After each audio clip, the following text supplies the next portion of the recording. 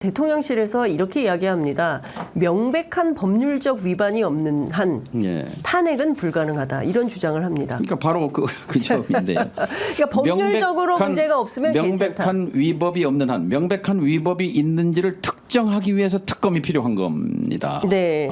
예. 지금 이제 차상병 특검이 아니에요. 이거는 윤석열 특검입니다. 윤석열 특검이다. 윤석열 대통령의 위법을 확인하고자 하는 특검이에요. 예. 이걸 확인하면 이게 워터게이트가 되는 겁니다. 미국. 네. 저 한국판 워터게이트. 한국판. 닉슨 게이트잖아요. 예. 그래서 닉슨이 사임하게 됩니다. 그렇습니다. 저는 이것이 제대로 특검이 이루어지고 예.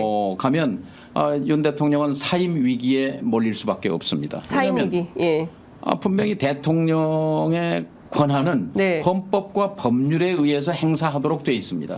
이것을 벗어나면 네. 이것은 탄핵 사유가 됩니다. 근데 이것을 벗어났는지 그 증거를 확인하는 것이 특검이거든요. 네. 그러니까 이것을 극력 거부하는 것은 공포감이에요. 공포감. 나는 당신이 작년 7월, 8월, 네. 예. 작년 여름에 한 일을 알고 있다. 네.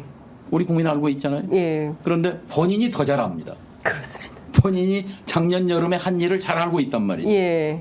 당연히 공포죠. 공포죠. 그렇습니다.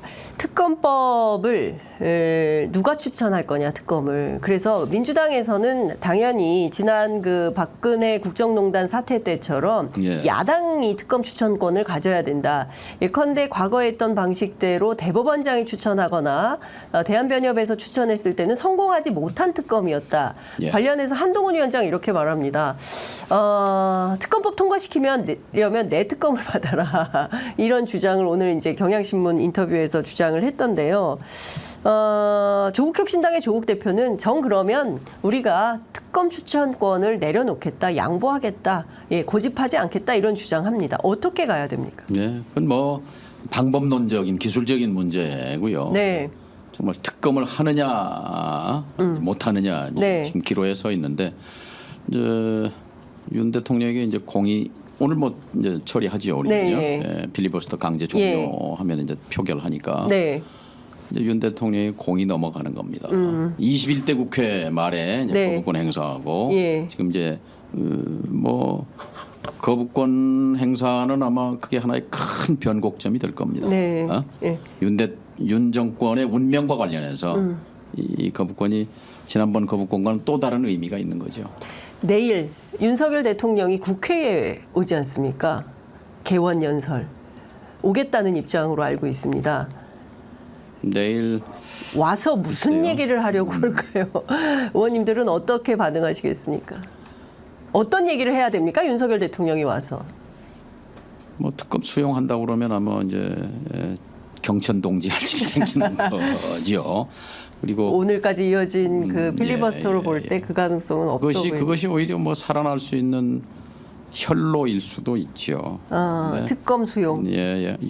임기 3년 지금 2년 반 이상 남아 있잖아요. 네. 예. 이거를 정말 정상적으로 수행하려면 그러니까 국민이 불행해지잖아요. 지금 이런 세계 정세 속에서 우리가 이런 소모적인 너무 한심한 논쟁을 하고 있는 거 아닙니까? 밤새워서 지금 이거 필리버스터 할 국력 일입니까? 낭비와 에너지 소모가 정말로 안타깝습니다. 예.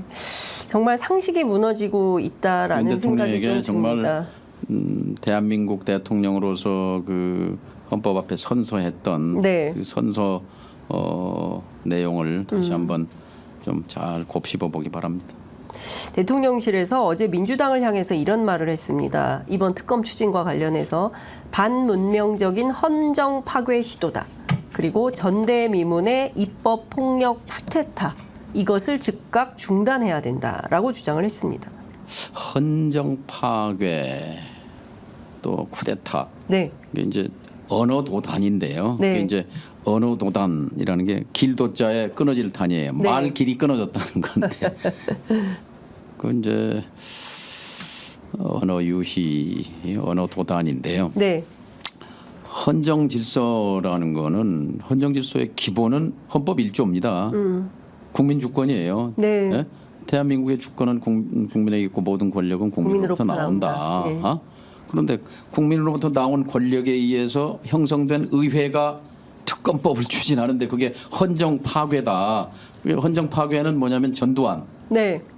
총칼로 뭐 국회 땡크로 점령해 버렸잖아요. 네. 헌법 예. 정지시켰잖아요. 예. 그게 헌정 파괴입니다. 예. 지금 윤석열 정권은 백색 독재입니다. 백색 독재. 예. 예. 연성 파시즘이에요. 예. 이건 독재, 극우 독재예요. 연성 극우 독재. 파시즘. 그리고 대한민국 역사 속에서 보면 이 극우 독재가 막바지에 이르렀다고 생각합니다. 네. 이명박, 박근혜, 윤석열로 이어지는 극우 네. 독재의 이제 이 마지막 종장을 보고 있는 건데요.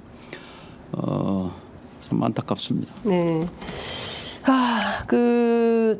이런 생각이 좀 듭니다. 많은 국민들께서도 저하고 비슷한 판단을 하고 계실 것 같은데요. 공정과 상식을 내걸었던 스타 검사가 대통령이 되면 그래도 어떤 특정 집단의 이익에 휘둘리지 않고 그래도 상식적으로 정치를 잘 보살필 거야, 정의롭게 할 거야라는 기대 속에서 윤석열 대통령을 지난 선거에서 많이 찍었던 것 같습니다. 지난 200년 서양 민주주의 역사에서 검사가 이런 식으로 대통령 된 건 대한민국이 유일합니다. 그렇습니까? 왜 서양의 그런 그 여러 나라에서 한 번도 검사가 예. 바로 대통령이 된 일이 없었을까요? 그만큼 위험하다는 얘기죠. 그 위험을 대한민국이 증명하고 있는 겁니다. 정치를 종합예술이라고 하잖아요. 네. 종합예술이 하루아침에 되지 않지 않습니까? 예. 그래서 의회에서 다년간 훈련받은 예. 김대중, 김영삼 같은 지도자가 대통령이 됐을 때 어쨌든 그때는 상식에 입각해서 국정을 보살핀 거죠.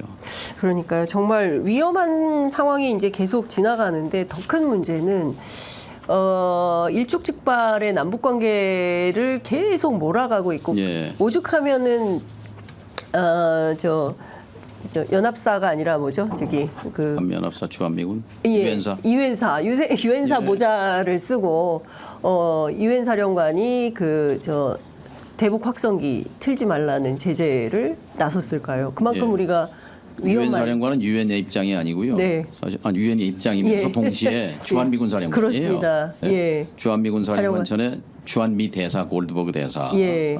러 캐머라 네. 그 사령관 이거는 대사는 개인 의견이 없습니다. 본국 정부의 의견이죠. 네. 그러니까 자제하라. 예. 그거는 미국의- 미국 정부의 의견인 거예요. 예. 그래서 지금 긴장 완화가 된 건 다행한 일입니다만 그렇습니다. 대단히 예. 참 주권 국가로서 예. 서글픈 일입니다.